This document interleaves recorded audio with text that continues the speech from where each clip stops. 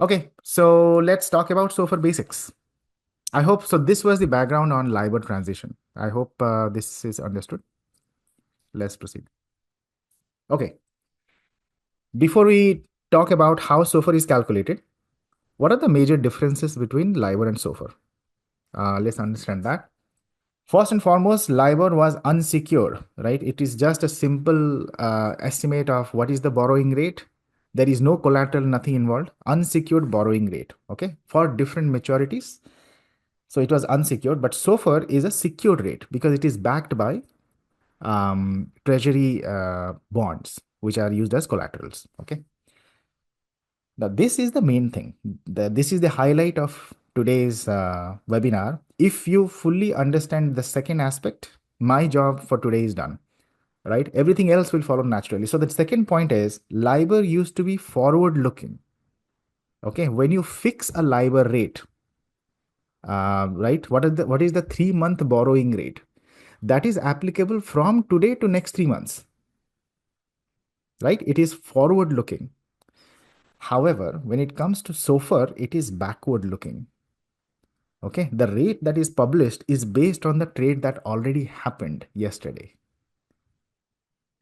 So this is the biggest difference, and this particular element becomes the key challenge in terms of updating our understanding of valuation and how we perceive rates in general.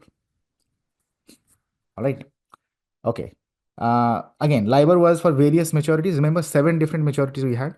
So we had quotes for all those 7 maturities, but SOFR has only one tenor, which is overnight. It is just the overnight rate. There is no concept of uh, term rate of SOFR as a quote. You can derive term rate by compounding the overnight rates or from the liquid future contracts. We'll talk about that. But in the base form, it is the overnight rate. There is no direct quote for various maturities of SOFR. Okay. I'm seeing a lot of questions around calculations. We'll go through everything in Excel. Don't worry. Just hold your horses a little bit. Let's understand the difference. LIBOR had a built-in credit component because it was a double A rated bank. There was some credit spread, right? We saw the difference between LIBOR and OIS after 2008 crisis. There was huge difference. So definitely LIBOR had a credit component. It's not risk-free, really. But SOFR is risk-free. Okay, it's not, there's nothing, no default element in this particular rate. LIBOR was partially transaction based because uh, the first preference was to give a transaction based estimate. If transactions are not enough, then you give expert judgment. So partially transaction based. But SOFR is fully transaction based. There is no room for subjective biases, opinions, expert judgment, nothing like that. The rate is purely derived out of actual transactions, that repo transactions that happened yesterday. Okay, so it's purely transaction based. And look at the volume difference. So 500 million daily transaction, underlying transaction. This is the old snapshot, right? When we were talking about transitioning LIBOR, this is at that point. And SOFR market, the repo market was already huge, $750 billion daily underlying transactions. Okay, so you can see that clear difference. So whatever rate you get, there is no ambiguity of any kind of, nobody could manipulate this size of the market, right? $750 billion, right? If one or two parties manipulate, that doesn't matter. It's a huge market. There's no room for manipulation. So these are the main differences. Our focus for today is the second point. If you grasp this particular idea and understand the different adjustments that we do for the valuation, then you would be able to go from there, basically, right? You'll be able to understand how we tweak the different calculations for linear derivatives, options, right? And how do we extract rates from the futures that are listed on CME. So all those calculations will fall in place once you understand this particular argument. Okay, let's proceed. All right. So to answer the question that was asked by many of you, how is SOFR calculated, right? So it's calculated from the repo transactions. Repo stands for reverse purchase. Reverse purchase, right? So in repo, what happens? There is a seller, there is a buyer. Seller says, okay, I will give you this 100 million notional 5-year US Treasury bond. On 1st November, I'll give you that collateral. And you give me this much, 101 million. And the next day, I will buy it back from you. So 2nd November, I'll buy back that treasury bond. And in return, I'll pay you some extra money. So you gave me 101 million, I'll give you 101 million plus 281. 281 is the difference between these two. This is the interest I'm paying just for one day. Okay, 1st November, 2nd November. This is an overnight repo transaction, which is collateralized. You can see, right? The collateral is treasury bond. Okay. Let me ask you this. Who has the repo position? Who has the reverse repo position? It's a major confusion, but let me see if you get it right. Is the seller, does the seller have repo position, or the seller has reverse repo position? Seller has repo, buyer has reverse repo. Awesome. Yeah, all of you got correct. Go by the meaning, right? Reverse purchase. That means I gave you something, I will buy it back. Who is doing that kind of thing? Seller is doing. You take the collateral, I will buy it back.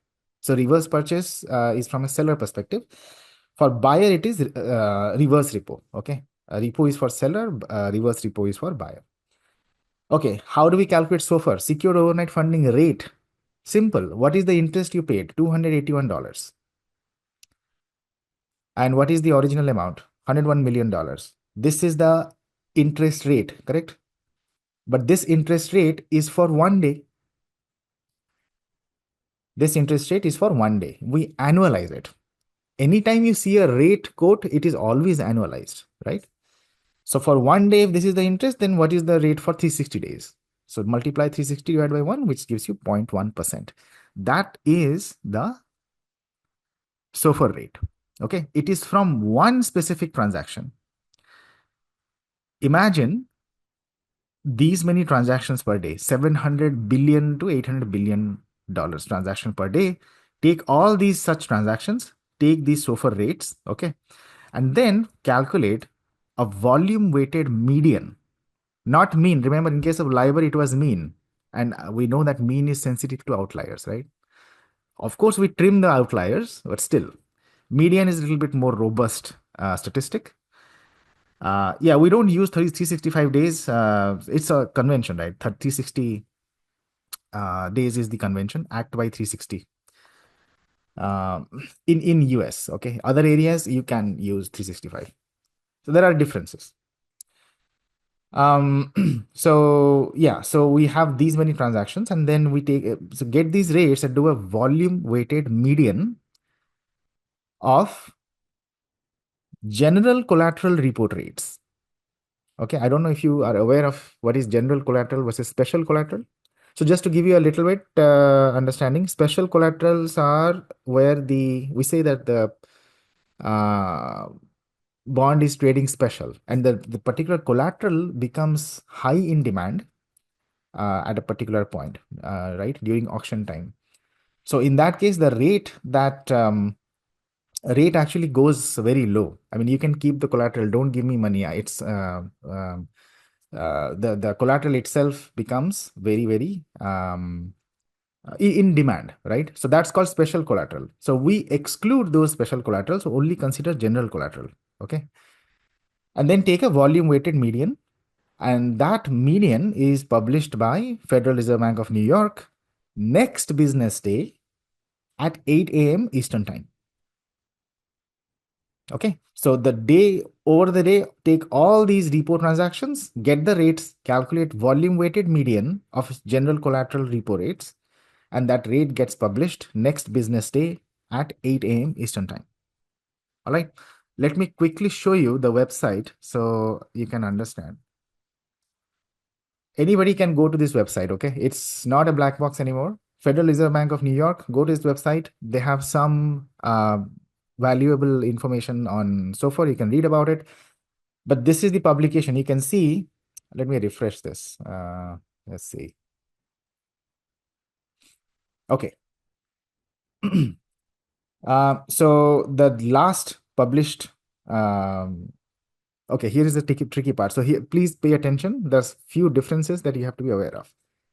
For the transactions that happened on 1st May, right? The SOFR rate is 4.39%. That is the median, 50 percentile. Other percentiles are also available for you, but the rate, it's a 50%, which is the median, right? So 4.39% is the rate. Okay. So today is which day? But this is for which day? Let me open the calendar parallelly. You can hold on.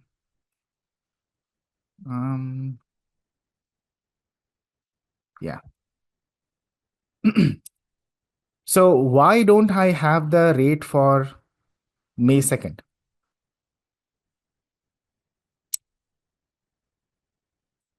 Why it is 1st May here? That's the latest. Yes. So the idea is the 1st May transactions, all the repo transaction that happened on this day, which is on Thursday, May 1st, that got published on 2nd May. Okay.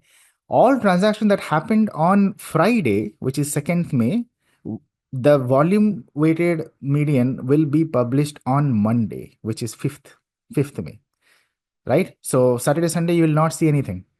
The last rate that I have available with is a Thursday rate, which got published on Friday. The Friday rate will be published on Monday. So that's why I don't have that here. Make sense? 4.39% is the SOFR rate applicable for Thursday that I have. Friday rate, I don't have it. I'll have it on Monday, published on Monday. So there is a lag of 1 day. Please remember, published day and the value date have a lag of 1 day. Sometimes if there are holidays, there will be a lag of 3 days. Okay, so we'll go through the detailed calculation. I'll show you how to calculate averages, indexes, and all these things. So this is the first thing that you need to note. Let's come back here. Yeah, so just go to this particular website. I put the link here on the PPT, and then you can just browse through the data, download in Excel, play with the values. Okay. So that's how SOFR is calculated. All right. Next, we'll talk about valuations and all, but let's cover this particular topic. IBOR fallback, right? So as I mentioned, right, for legacy trades that still reference LIBOR, we need a way or a means or mechanism to keep continuing inferring LIBOR until the maturity of the contract. But LIBOR is not published anymore, right? So what do we do? ISDA proposed, let's do this. They studied the gap between LIBOR and SOFR rate, 5-year history. They took 5-year historical time series data between LIBOR and SOFR when LIBOR was alive. Then they calculated the median on 5th March 2021, the median of the spread or the difference. And that is captured, which we will be able to use as a top up or add on to the equivalent SOFR term rate, add that top up or the spread, right, which ISDA published. Bloomberg is the official vendor which publishes the fallback rates. Just add that and infer the LIBOR rate. Okay. LIBOR is risky, right? SOFR is risk free. So LIBOR will have some spread. So from historical time series data, 5-year historical time series data, we captured that median spread between LIBOR and SOFR, and that spread is fixed. I keep using that spread as an add-on on top of the SOFR equivalent term rate to infer the LIBOR rate. That is the fallback rate. And on the right-hand side, you can see these are the spread amounts. Okay, for different maturities. Remember 7 maturities. So if you want to figure out what is the LIBOR 3-month rate, take the SOFR equivalent 3-month rate, add this basis, you'll get the fallback rate. Okay. Sunil has a good question. Spread is stochastic, right? It should not be static, but I mean it is convenient. So what can we do? This is one. There was a lot of there are good videos on YouTube as well from ISDA team. Why they came up with this? So I would recommend go to that and just uh, listen to that podcast. Okay, so this is the fallback approach.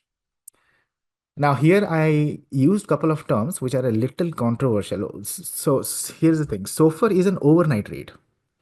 How do we define a term rate for SOFR? Term rate means a rate that is applicable for a mature, like 3 month maturity, 6 month maturity, 1 year maturity, right? How do we? Amit has a question. Fixed spread is different. Yeah, you can see, right? For different tenors, we have different spreads. So add the proper spread to get the fallback rate. But we need a equivalent SOFR term rate. What is a 6 month SOFR rate? How do we get that? There are two ways to calculate this. Okay. One is actually there is a recommendation for different types of products which reference LIBOR, right? It could be simple consumer loans like floating rate loans, for example. Banks typically use a floating rate benchmark LIBOR, add some margin and credit spread, and that becomes the floating rate for the customer from a loan product perspective. And there are derivatives which reference a benchmark rate. Okay, so let's say legacy derivatives are still referencing the LIBOR. So for different products, the definition of term rate might be different. Uh, for example, for loan products, you can use the moving averages that Federal Reserve Bank of New York published. 30-day, 90-day, 180 days, right? Those moving averages can be used as a proxy for the term rate. And then add the spread to get the LIBOR rate. Or else you go ahead and construct a proper rate curve that every bank will need eventually, right? You need to have a zero coupon yield curve. That is the basis for valuation of all securities. That can be constructed from liquid SOFR futures. Now that CME has a futures market on SOFR, we can infer the rates and that becomes the term rate. So I'll show you the calculations that will help you understand how CME comes up with term rates. Okay. All right. So I hope you understood the fallback approach. Let's proceed.